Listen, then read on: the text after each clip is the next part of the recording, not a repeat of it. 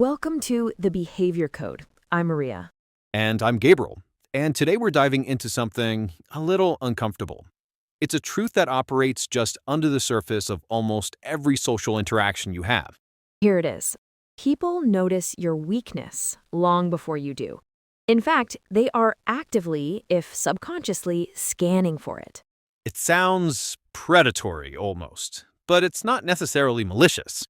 It's a deeply ingrained survival mechanism, a piece of ancient software running in our very modern brains. Exactly. Think about that job interview, that first date, even just meeting a new group of friends. While you're focusing on what you're saying, they're picking up on a dozen other signals. Signals you're probably not even aware you're sending. And these signals tell a story about your confidence, your social standing, and your personal power. So, in this episode, we're going to expose those signals. We'll talk about why our brains are so good at detecting weakness, and more importantly, why we're so bad at seeing it in ourselves. And we're going to give you the tools to stop broadcasting insecurity and start projecting the quiet confidence you want to feel. So stick around because this conversation might just change the way you walk into a room. All right, so let's start with the big why. Why are humans built like this? Why are we, as you said, constantly scanning each other? Well, you have to go way back. Evolutionary psychology 101, right? For thousands of years, our survival depended on quickly assessing people and situations. Is this person a threat? Are they an asset to the tribe? Can I trust them? Are they a leader or a follower? It's a rapid calculation for social hierarchy. Your position in the tribe determined your access to resources, to food, to safety, to mates. It was, quite literally, a matter of life and death. Right. And weakness, or the perception of it, could get you pushed to the bottom of that hierarchy, or worse, cast out entirely. So our brains developed this incredible sensitivity to the tiny microsignals that betray a person's internal state. And it's not just about threats, it's also about opportunity. Our brains are wired to ask, who is the leader here? Who is competent? Who can I learn from or align myself with to improve my own chances of success? When you walk into a room, you're not just being scanned for weaknesses, but also for strengths. People are looking for leaders to follow. And that ancient wiring is still running the show. We think we're so advanced with our smartphones and our spreadsheets, but the part of our brain making these snap judgments is the same ancient hardware our ancestors used. It's primal. It doesn't care about your PowerPoint slides. It cares about your posture, your tone, your presence. So even though we aren't, fighting saber-toothed tigers for scraps of meat anymore, the software is the same. A boardroom is just the modern-day tribal council. A cocktail party is a complex web of status assessment. That's such a good way to put it. The stakes are different. It's not survival, but it's promotions, it's respect, it's social connection. But the underlying mechanism is identical. We're looking for who is confident and who is not, who's in charge of their own emotional state. And we do it through these micro signals. Things like a slight hesitation in your voice, the speed of your blink rate, the way you hold tension in your shoulders. Most of this is processed completely unconsciously. The other person just gets a feeling about you. Yeah, they don't consciously think, oh, his shoulders are tense, therefore he's insecure. It's more like a gut feeling that says, something's off, or I don't fully trust this person's confidence. Exactly. It's a holistic pattern recognition system. It's looking for congruence. Does your body language match your words? Does your tone match your message? Any disconnect is flagged by the brain as a potential weakness or deception. Which is fascinating and also terrifying because it means you can have the most brilliant idea in the world, but if you present it with insecure signals, the idea itself will be perceived as weaker. That's the core of it. The message is inseparable from the messenger, and people are reading the messenger much more closely than you think. Okay, so let's get concrete. What are some of these signals? What are the big, flashing signs of insecurity that people pick up on immediately? We've compiled the top 5 that we see all the time. Yeah, let's break them down. Number 1 for me has to be over-explaining. Oh, this is a huge one. When you make a simple statement and then immediately follow it up with 3 or 4 sentences justifying it without even being asked. Right. It signals that you don't believe your initial statement is strong enough to stand on its own. You're insecure about how it will be received, so you defensively build a fortress of justifications around it. Confident people state their case and then stop. They allow for silence. Okay, number 2 is nervous laughter. We all know this one. It's not genuine laughter from humor, it's the laughter that you use to fill an awkward pause or to diffuse tension after you've said something you're a little unsure about. Yeah, it's a punctuation mark of anxiety. You say something and then you add this little haha at the end. It's essentially a plea. It says, please agree with me. Please don't judge what I just said. Let's keep things light. It totally undermines your own authority. All right, number 3 is constantly seeking validation. This one is more verbal. It's ending your sentences with little questions like, or doesn't that make sense, or right? It's a verbal tick where you're constantly checking to see if the listener is still with you. You're outsourcing your confidence to them. Instead of making a statement, you're asking for permission to hold that opinion. Such a good point. Okay, number 4 is a classic, avoiding eye contact. Or the opposite, which can be just as weird, like intense, unbroken staring. Right. Natural eye contact is a relaxed dance. You connect, you briefly look away to gather a thought, you connect again. Avoiding eye contact is a classic submissive signal in the animal kingdom. It says, I'm not a threat, please don't challenge me. In the human context, it just reads us shifty or deeply insecure. And finally, number 5, this one might hit home for a lot of our listeners.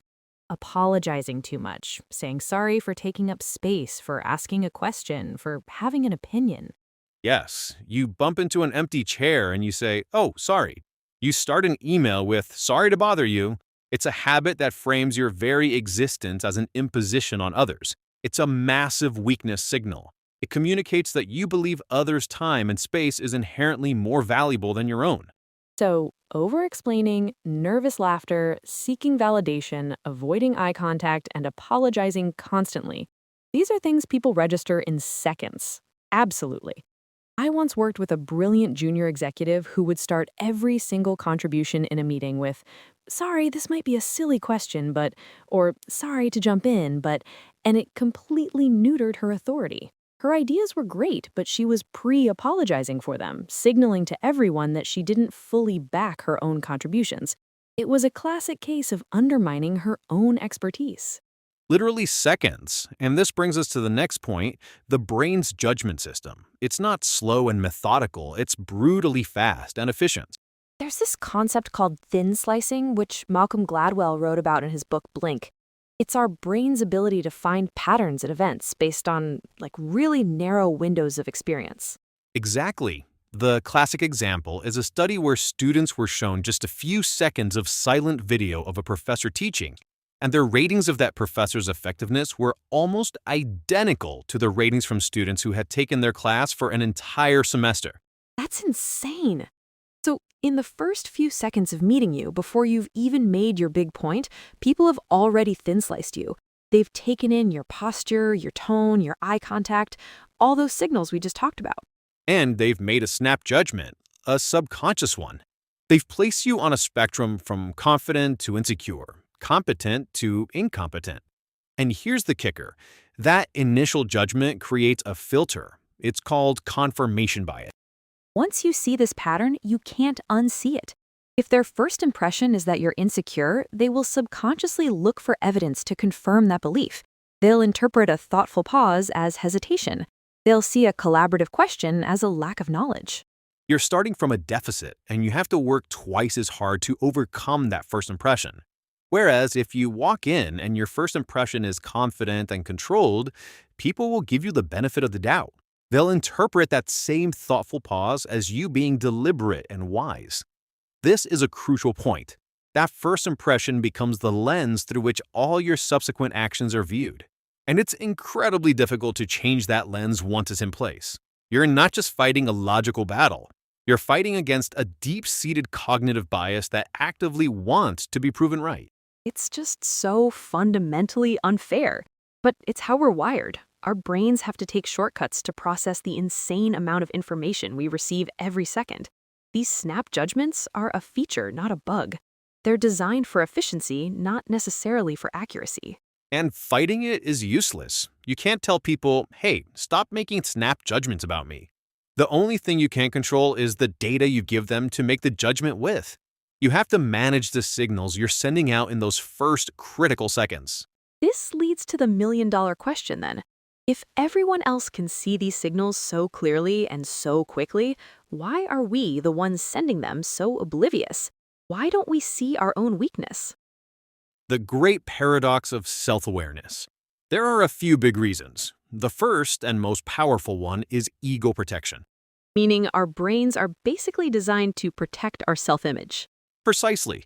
We all have a narrative about who we are. I'm a competent professional. I'm a confident person. I'm likable. To consciously admit, wow, in that meeting I was projecting a ton of insecurity, creates cognitive dissonance. It's a conflict between your behavior and your self-concept. And the brain hates that feeling, so it finds ways to explain it away.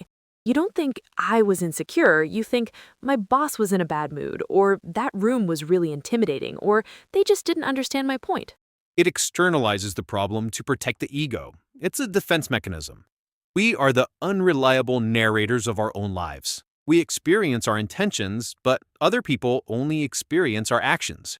You intended to sound confident, but what they saw and heard was apology and hesitation. That is such a profound distinction. We judge ourselves by our intentions, the world judges us by our behavior, and there's often a huge gap between the two. Another reason is just a simple lack of data. How often do you see yourself in a social situation? You can't watch your own body language, you can't hear the slight quiver in your own voice. The only way you know is through feedback. And let's be honest, society is not set up for radical honesty. No one is going to pull you aside after a presentation and say, "Hey, just so you know, you laughed nervously 12 times and sought validation at the end of every sentence." People are way too polite for that. They won't tell you directly no, but they will act on the information. They might not give you the lead on the next project, they might forget to invite you to the key meeting. The feedback is in their behavior towards you, not in their word. Which, of course, our ego then interprets as they're out to get me or politics are at play, instead of asking the harder question, what am I doing that is causing people to react to me this way? It's a self-perpetuating cycle of blind spots, and it's why self-awareness is such a difficult and courageous practice. It requires you to actively fight against your own brain's default settings. Okay, so let's say people have picked up on these weakness signals. It doesn't just stop there, right? People, they kind of poke at it, they test it. Oh, 100%. Again, this isn't usually a conscious, villainous plot. It's an instinctive social dance. When your dog meets another dog, they sniff each other out. Maybe one gives a little growl or a nudge to establish dominance. Humans do the same thing, just with much more subtlety. What does a human nudge look like? What are these social tests? A classic one is interrupting. If someone perceives you as low confidence, they are far more likely to talk over you. The test is, will you let them? Will you just trail off and let them take the floor? Or will you hold your ground and say, just let me finish my point? Yes, letting yourself be interrupted confirms their initial assessment that what you have to say isn't that important. It reinforces the hierarchy. Another test is dismissing your ideas, but gently.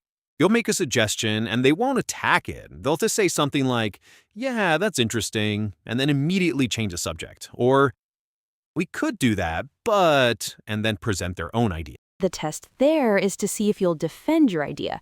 Will you let it die on the vine, or will you say, hold on, I think we should explore that for a second because... Exactly. A third one, and this is a big one, is boundary pushing. It starts small. Someone might ask you for a small favor that's slightly inconvenient, or they'll be 5 minutes late for your meeting, or they'll make a slightly off-color joke. They're probing your boundaries. They're checking, does this person have standards for how they're treated? Will they speak up if something is not okay? And if you let it slide, if you do the favor you don't have time for, if you say no problem when they're late, if you nervously laugh at the joke, you failed the test. You've just taught them that your boundaries are weak and can be pushed even further next time. This all sounds very calculating, but it's really just happening on instinct. People are drawn to strength and they instinctively test for it. When they find it, they respect it. When they don't, they lose respect. It's the harsh truth of social dynamics. You teach people how to treat you by what you tolerate. And if you're broadcasting weakness signals, you're essentially inviting people to test you. Okay, so we've laid out the problem in excruciating detail. People are wired to see our weakness, we're blind to it, and they test it. It's kind of a bleak picture. How do we fix it? How do we stop broadcasting weakness? This is the most important part. And the good news is, it's not about becoming a different person. It's about learning to control your own vehicle. It's about managing your physical and verbal signals. So, what's strategy number one? Embrace silence. This is the antidote to over-explaining and nervous laughter. When you're asked a question, especially a challenging one, don't rush to answer. Take a beat, 2 or 3 full seconds. It might feel like an eternity to you, but to the other person, it projects thoughtfulness and control. The power of the pause. It's so true. Insecure people rush to fill every millisecond of silence because it feels like judgment. Confident people are comfortable in silence. They own it. Second, manage your posture. Your body language speaks volumes before you ever say a word. Sit or stand up straight. Pull your shoulders back and down. Keep your head level. This is not about puffing your chest out like a gorilla. It's about taking up your space in a calm, grounded way. Open posture signals confidence. Closed, hunch posture signals fear and submission. It's the classic Amy Cuddy power pose idea. Your physiology can influence your psychology. If you physically embody confidence, you start to actually feel more confident. Third strategy, slow your speech. People who are nervous tend to talk really fast. They want to get their words out before they're interrupted or judged. Speaking in a measured, deliberate pace, like I'm doing right now, conveys authority and conviction. It forces people to listen more closely. And it gives you more time to think, which reduces the ums and uhs and the validation-seeking questions at the end of your sentences. And the final and maybe most advanced strategy is emotional control. Specifically, learning not to react immediately. When someone challenges you or says something provocative, the weak response is to get defensive and emotional right away. Right, your face flushes, your voice gets high-pitched, you've lost control. The powerful response is to remain calm. Take that pause we talked about, maintain neutral body language, maybe even nod slightly as if to say, I hear you, and that doesn't faze me. This is called emotional regulation, and it is perhaps the ultimate signal of personal power. It shows that you are not at the mercy of external events. You are in command of your own internal state. So use silence, fix your posture, slow your speech, and control your emotional reactions. These are all things you can practice. They are skills, not personality traits. That's the key. You're not faking it till you make it. You are actively training yourself to communicate from a place of strength. And I think this is a good place to talk about how to reframe this whole idea. Because this can all feel very negative, like you have to be constantly on guard, hiding your weakness. But that's not really the goal, is it? Not at all. The goal isn't to become an emotionless robot. The goal is to move from unconscious broadcasting of insecurity to conscious and intentional communication. The real power is in the awareness itself. So once you become aware, say that you have a tendency to laugh nervously, you have a choice. You can feel the urge to do it, and you can choose not to. That small act of self-control is where the confidence is built. Exactly. This isn't about hiding your flaws. It's about not letting your unconscious habits undermine you. There's a huge difference between unintentional vulnerability, which reads as weakness, and intentional vulnerability, which can be a massive strength. Can you give an example of that? Sure. Unintentional vulnerability is nervously admitting, I don't know, this is just an idea, it might be stupid, but that's broadcasting weakness. Intentional vulnerability is saying from a place of calm confidence, here's my initial thinking on this. I don't have all the answers yet, and I'd like to hear the team's thoughts on potential blind spot. The first one apologizes for having an idea. The second one confidently states the idea and invites collaboration. Totally different energy. And that's the reframe. True power isn't about having no weaknesses. It's about being so aware and in control of yourself that you get to choose how you present your thoughts and feelings to the world. Your weaknesses no longer run the show. You do. Awareness turns into confidence. The very act of observing and managing these signals builds the genuine self-assurance that you wanted in the first place. It's not a trick, it's a practice of self-mastery. And that is a presence people can feel. It's not loudness or aggression, it's a quiet, solid core that people instinctively recognize and respect. Wow, so much to think about. As we wrap up, let's just recap the core idea one more time. The world is constantly reading your nonverbal signals to assess your level of confidence and personal power. Most of us are completely unaware of the signals we're sending, and they're often signals of weakness that undermine our words and intention. But by becoming aware of behaviors like over-explaining, nervous laughter, or excessive apologizing, you can start to control them. And through practical skills like using silence, managing your posture, and slowing your speech, you can begin to project a natural and authentic confidence.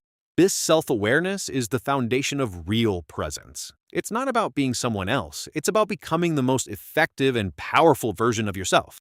So our call to action for you this week is simple. Don't try to change everything at once. Just pick one thing to observe. For one day, just notice how many times you apologize for something that doesn't require an apology, or pay attention to your posture during a Zoom call. Just watch without judgment. Awareness is always the first step. You can't change what you don't see. If you found this episode valuable, please consider sharing it with a friend or colleague who might benefit from it. And of course, subscribe to the Behavior Code wherever you get your podcasts so you don't miss our next conversation. Thanks for listening. Now go out there and notice what you're broadcasting.